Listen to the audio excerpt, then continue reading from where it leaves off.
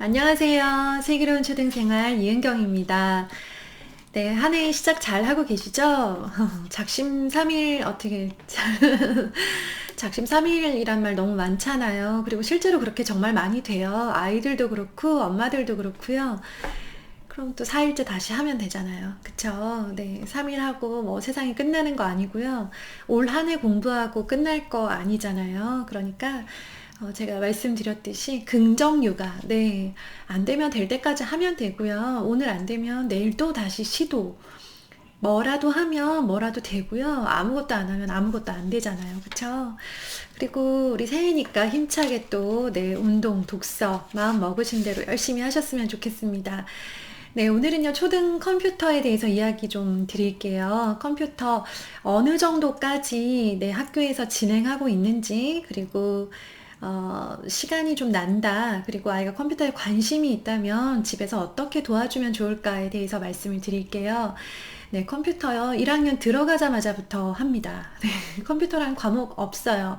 없는데, 1학년 과목 중에 창체라는 과목이 있습니다. 창의적 체험활동의 줄임말이고요. 1학년부터 6학년까지 쭉 갑니다. 여기에는 굉장히 많은 다양한 과목들이 들어있는데요. 제가 자주 말씀드린 적이 있었어요. 그 중에서 굉장히 큰 수업 시간을 차지하고 있는 게 비중이 높은 게 컴퓨터 수업이에요. 그래서 1학년 1학기 때부터 컴퓨터실에 갑니다. 가서 컴퓨터를 하는데요.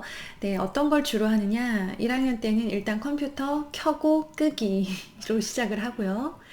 그 다음에 타자, 기본적인 한글 타자를 치는 걸 연습을 해요. 그래서 아이들이 어느 정도 컴퓨터에 익숙해지고 나면 매 시간마다 컴퓨터 켜고 끄는 거는 뭐 당연하게 이제 이루어지는 거고요.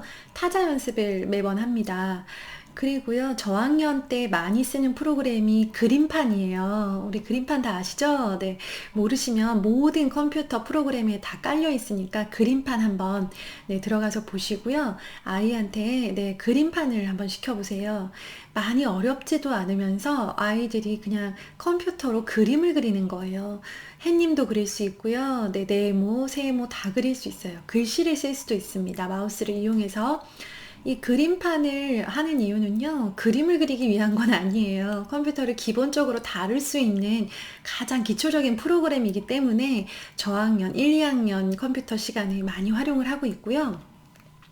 한글 타자를 한글 타자 프로그램으로 연습을 하면서 동시에 뭘 하냐면 한글이라는 프로그램 있죠. 네, 우리 그 MS 워드를 쓰시는 경우도 있는데 학교에서는 다 한글이라는 프로그램을 사용을 해요.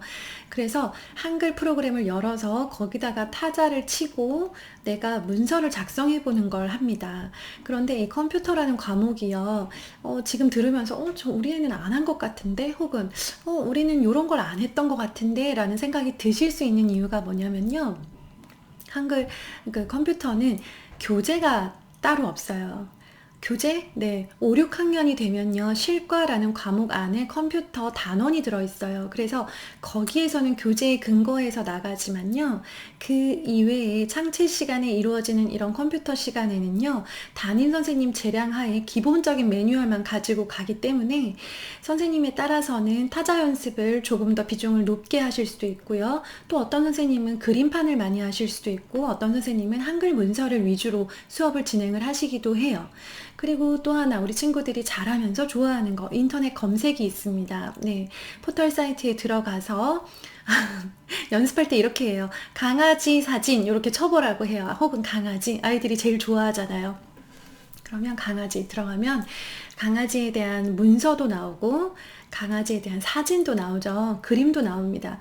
이런 것들을 복사를 해서 내 한글 문서에 붙여보기 혹은 사진을 저장해서 그 사진을 한글 문서에서 불러오기 이런 기본적인 우리가 한글이라고 하는 기본적인 프로그램을 사용할 때 필요한 글과 그림에 대한 거 그리고 표를 쓰고 표를 만들고 글씨 색깔을 바꾸고 글씨 크기를 조정하고 하는 것들이 모두 그러니까 같이 이루어진다고 보시면 돼요. 인터넷에서 정보를 얻은 걸 가지고 한글 프로그램에다가 문서를 작성하고 그 모든 과정 중에는 당연히 타자 연습이 들어 들어가고, 그리고 내가 필요하다면 그림판에다가 그림을 그린 다음에 저장을 하고 그걸 다시 불러오는 과정까지.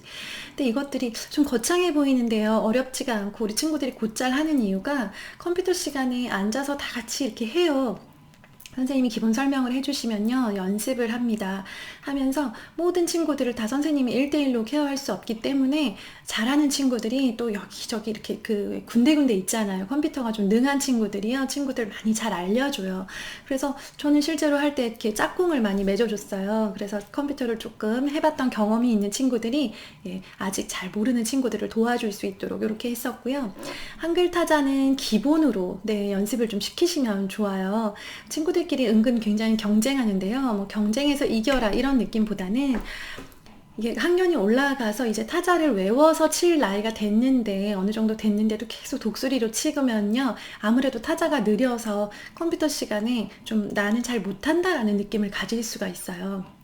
우리 친구들이 실제로 잘하고 못하고 보다 중요한 건요, 내가 이 과목에 이 시간에 자신감이 있느냐 없느냐가 굉장히 중요하거든요. 그래서 우리 컴퓨터에 많이 노출이 되었었고 경험이 많은 친구들은요, 공부를 잘 못하고 성적이 잘 안 나와도요, 컴퓨터 시간만 되면 막 날아다녀요. 친구들 다 알려주고 다니고.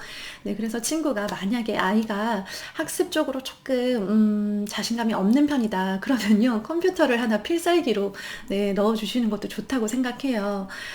그래서요, 컴퓨터 하나만큼은 제가 줄넘기랑 리코더 말씀드린 적 있잖아요. 그것처럼 또 하나가 컴퓨터가 될 수 있거든요. 그래서 방학 때 시간이 좀 여유가 있잖아요. 여유가 있으니까 매일매일 타자 연습 10분씩 정도, 게임 형식으로도 되어 있잖아요. 그래서 방학 때 하면 참 좋아요. 평일에 하면요, 평소에 학기 중에 하면 그것까지 챙겨서 할 여유가 없어요. 그래서 안 그래도 초등 컴퓨터에 대해서 말씀을 드리려고 계속 생각을 하고 있었는데, 방학 때 말씀을 드리는 게 좋을 것 같아서 미뤄두고 있었습니다. 그리고 고학년이 되면요, 우리 친구들도 슬슬 관심을 보이기도 하는데요, 영타를 좀 연습하는 친구들이 있어요. 이거는 선택, 이것까지 강요하실 필요는 없을 것 같고요. 역시나 고학년인데 방학 때 시간이 남는데 뭔가는 해야 되면, 뭔가 좀 컴퓨터를 이용해서 하는 것도 괜찮다라고 하면요, 영타 연습하는 것도 괜찮아요. 그리고 영타 연습하고 고학년 친구들은요, 네이버 말고 구글에서 검색을 해보는 것도 참 좋아요. 아까 네이버에다가 개라고 쳤죠. 강아지라고 쳤다면 구글에다가 도그라고 치는 거죠. 영어로 직접. 그러면서 영어로 검색했을 때 영어로 나온 그 결과들을 한번 자기 눈으로 확인해 보는 것도 참 좋더라고요. 그렇게 하고요. 아이가 컴퓨터에 유난히 관심을 보이거나 맞벌이인 경우라서 아이가 학교 방과 후로 어느 정도 시간을 보내야 한다. 그리고 혹은 아이가 컴퓨터 과목에 조금 자신감을 갖기를 원한다라고 하신다면요, 저는 방과 후 컴퓨터 수업 굉장히 강추드려요. 대부분 업체에서 들어와서 하세요. 거기에는 그 교재도 필요하고 프로그램도 필요하고 또 자격증 과정까지 연결이 되어 있기 때문에 그 업체들이 이제 선정이 돼서 수업을 진행을 하는데요. 제가 저희 반 아이들 유난히 컴퓨터를 정말 굉장히 잘하네 라고 느꼈던 친구들 물어보면 다 방과 후에서 배웠더라고요. 그래서 저도 저희 아이들 1, 2학년 때는요, 매일 방과 후로 컴퓨터를 시켰어요. 이게 따로 학원을 가기에는 애매한 과목인데 집에서 규칙적으로 하기는 그렇고 친구들이랑 학교에서 재미있게 할 만한 좋은 과목이다 라는 생각이 들어서요, 컴퓨터는 빼놓지 않고 계속 들었고요. 제가 직접 가르칠 수 없었던 포토샵이라는 그런 프로그램도 배워가지고 왔고, 또 고학년이 되면 어차피 필요하다라고 생각해서 가르쳐야겠다라고 생각했던 PPT도 거기에서 배워가지고 왔어요. 엑셀도 배웠고 또 무비메이커 영상 만드는 방법까지도 거기서 배워가지고 왔더라고요. 이야기가 나왔으니까 더 추가로 드리자면요, 6학년 정도 되면요, 빠르면 5학년들인데요, PPT를 이용해서 발표하는 수업이 있을 가능성이 높습니다. 점점 더 프로젝트 학습의 결과물로 발표를 하는 수업을 많이 그러니까 친구들끼리 프로젝트를 하고 나서요, 그 주제에 맞춰서 프로젝트 수업을 하고 나서 그걸 그냥 그 결과물을 전시만 하는 게 아니라 앞에 나와서 발표를 하는 경우가 많은데요.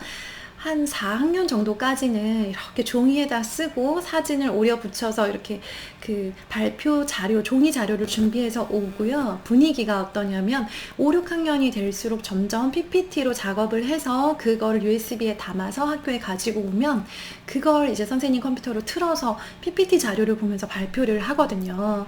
그러니까 PPT를 할 수 있다면 네, 6학년 때 조금 자신감이 더 있을 수 있는 상황이에요. 그래서 PPT를 네, 학교에서 그러니까 그 어떤 선생님 그러니까 그 PPT를 배웠을 수도 있고 못 배웠을 수도 있어요. 아까 말씀드렸듯이 네, 그 정규 수업 과정 안에서 제대로 그 프로그래밍을 다루었을 수도 있고 못 다루었을 수도 있는데요.